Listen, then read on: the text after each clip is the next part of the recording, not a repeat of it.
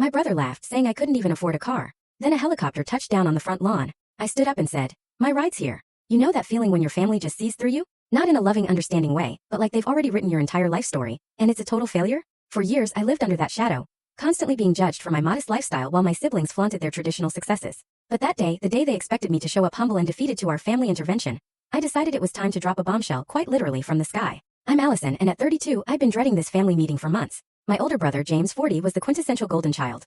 Ivy League, corporate executive, corner office in Manhattan, Hamptons vacation home. Then there was my younger sister, Stephanie, 28, who nailed the perfect life by marrying into old money, gracing local magazines, and filling her days with charity galas. And me?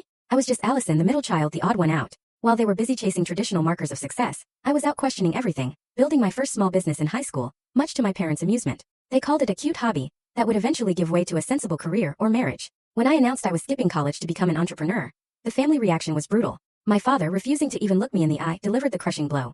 "You will regret this decision for the rest of your life." That was 10 years ago. I left our hometown of Cedar Springs with a mere $200 and a burning desire to prove them all wrong. My family predicted I'd be back within 6 months, humbled. When I didn't return, they simply manufactured their own narrative. I was struggling, too proud to admit it. My ventures had failed. I was barely scraping by in some tiny city apartment. Oh, if only they knew. In reality, my journey had been brutal. 2 failed startups, nearly bankrupt twice, ramen noodles for dinner more nights than I could count. But then, my tech security company hit gold with a patent that revolutionized data protection. 3 years of 18-hour days, and suddenly my company was valued at over $50 million. 6 months ago, a larger tech firm acquired us, making me wealthy beyond anything I'd ever dreamed. And yet, I kept every single detail from my family. Each holiday call, each rare visit home, I just quietly absorbed their assumptions. James would ask if I needed help with rent.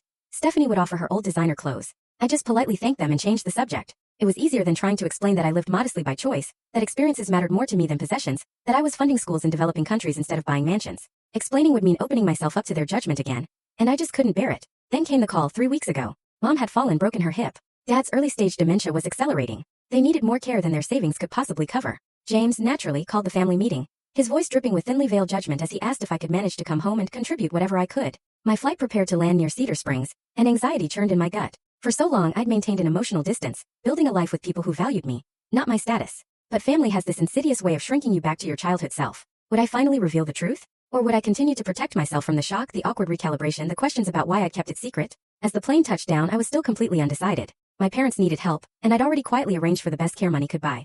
Full story on the channel. Link below. Click now and watch what happened next.